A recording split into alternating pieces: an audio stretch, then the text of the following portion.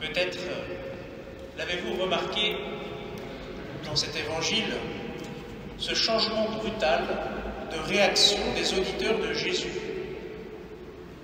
En résumé, tout commençait bien, pour ne pas dire super bien, mais ça se finit mal, pour ne pas dire super mal. En effet, l'évangéliste Saint Luc me rapporte que dans la synagogue, tous s'étonnaient des paroles de grâce et lui rendaient témoignage. Ça, c'était le début. Jésus était là et tout se passait bien. Il avait affirmé qu'il était le Messie tant attendu. Souvenez-vous, c'était l'évangile que nous avions dimanche dernier. Et du coup, eh bien, ceux qui étaient là se réjouissaient. Et l'évangile se termine aujourd'hui par ces mots. Tous devinrent furieux. Que s'est-il passé pour que le Seigneur Jésus retourne contre lui une unanimité qui lui était acquise? En essayant de comprendre ce qui s'est passé pour les Nazaréens de l'évangile de ce dimanche, nous pourrons aussi tirer de précieux enseignements pour notre vie chrétienne. Je propose de nous arrêter sur 3 choses qui sont sans doute à l'origine de ce revirement de situation si brutale. Ces 3 choses, ce sont la jalousie, la projection et la possession. La jalousie, tout d'abord. Jésus prend soin de leur dire « Sûrement vous allez me dire, nous avons appris tout ce qui s'est passé à Capharnaüm, fais donc de même ici dans ton lieu d'origine. » Capharnaüm est une ville distante d'une 40aine de kilomètres de Nazareth, et il y avait eu des miracles, des guérisons de la part de Jésus, et le bruit s'était répandu. Et du coup, ceux de Nazareth se sont dit, s'il a fait ça à Capharnaüm, il va faire ça aussi chez nous, évidemment. On est quand même la ville où il a grandi, on le connaît bien, donc il n'y a pas de raison qu'il ne fasse pas pareil. Mais en fait, ils n'ont pas compris ce qui était en train de se passer. Ils n'ont pas accueilli le Seigneur, ils n'ont pas perçu que Jésus était là pour annoncer l'universalité du salut, c'est-à-dire l'appel de toute l'humanité, pas simplement d'un petit nombre, mais l'appel de tous à vivre de la vie de Dieu pour toujours. Et eux, ils sont encore un peu enfermés dans leur logique humaine et mondaine. Et leur jalousie les empêche de recevoir tout ce que le Seigneur Jésus veut leur apporter, leur donner, car Jésus ne veut pas moins leur donner à eux, mais c'est eux qui, par leur intention mauvaise, eh bien, empêchent le Seigneur d'agir dans leur vie, comme cela se voit à plusieurs endroits dans l'Évangile. La jalousie, nous savons, c'est ce péché capital qui nous fait notamment oublier que nous avons tous, personnellement, une place singulière et irremplaçable dans le cœur de Dieu. Lorsqu'on jalouse quelqu'un, souvent c'est parce que l'on perçoit mal à quelle profondeur nous sommes infiniment aimés de Dieu pour non pas ce que nous faisons, mais pour ce que nous sommes. Car si Dieu est le péché, il aime toujours tendrement le pécheur. Et Dieu pose sur chacun d'entre nous ce regard singulier, personnel. C'était un peu ce que nous avions dans la première lecture, cet appel du prophète Jérémie, où eh bien, il percevait que Dieu l'avait appelé, avait posé avant même sa naissance ce regard sur lui, cet appel. Dans le psaume, nous avons aussi dit « Tu as résolu de me sauver, ma forteresse et mon roc, c'est toi ». Si nous ne perdons jamais de vue tout cela, eh bien nous éviterons de vivre dans cette jalousie qui nous empêchera d'accueillir tout ce que le Seigneur veut nous donner. On a l'habitude de dire, dans nos structures humaines, que nul n'est irremplaçable. Eh bien, pour Dieu, chacun est absolument unique et ne peut être remplacé par personne d'autre. Nous l'avons chanté dans le chant d'entrée, c'était aussi la deuxième lecture de dimanche dernier, ce corps du Christ que nous formons, dont le Christ est la tête, chacun est un membre de ce corps et quand il manque ce membre dans le corps, eh bien tout le corps en pâtit. La deuxième chose, c'est la projection.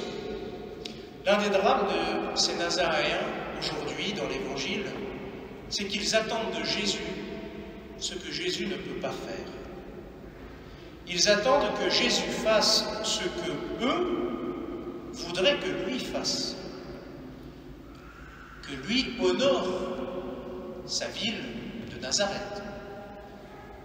Ils attendent ainsi, en projetant sur le Christ toutes leurs attentes, eh bien ils oublient que le Messie n'est pas là pour satisfaire un clan, selon des logiques encore une fois terrestres.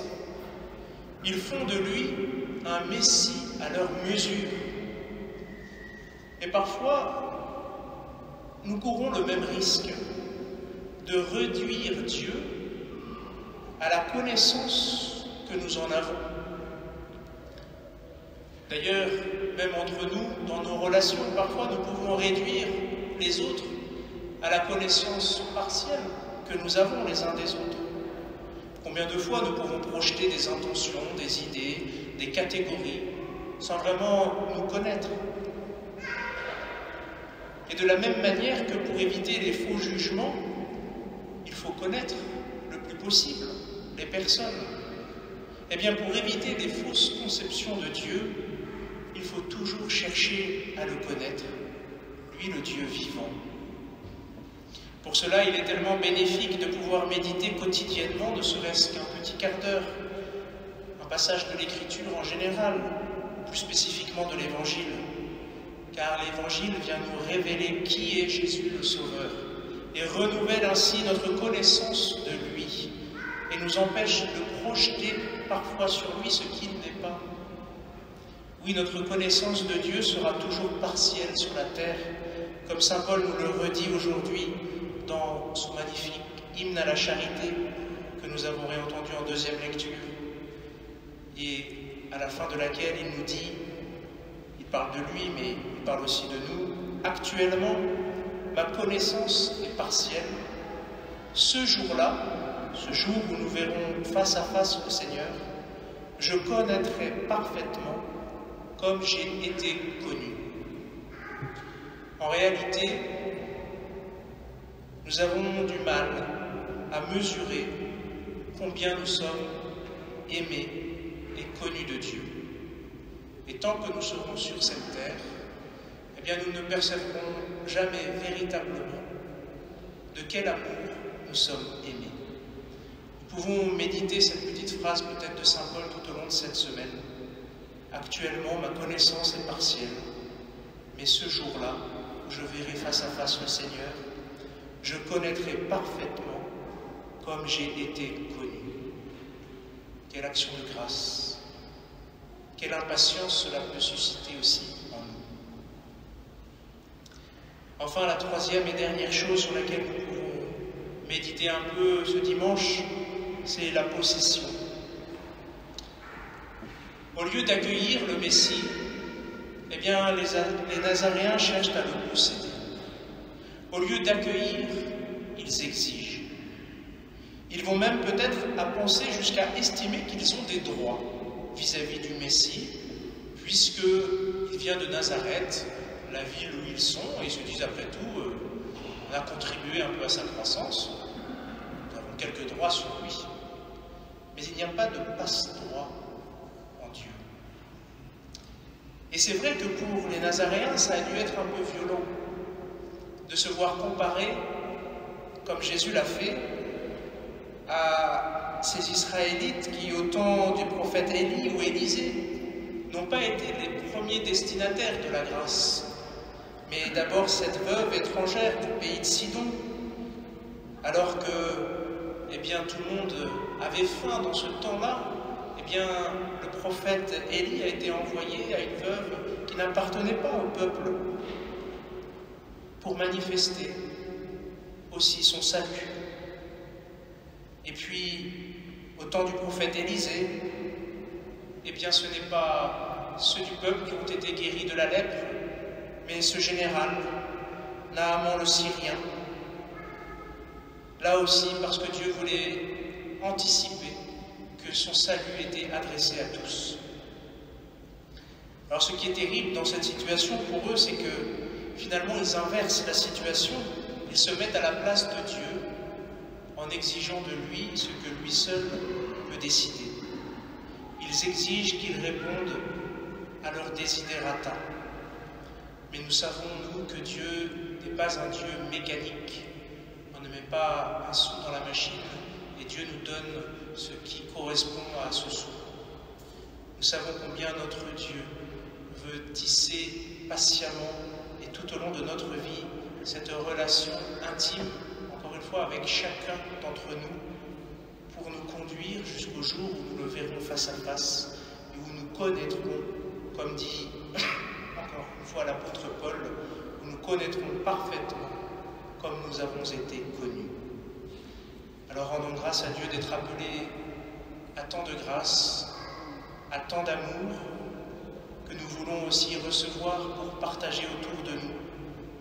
Cherchons à être vigilants tout au long de cette semaine, à fuir peut-être ces trois tentations que sont la jalousie, la projection et la possession, pour laisser grandir en nous la vie de Dieu et la transmettre joyeusement à tous ceux que nous rencontrerons.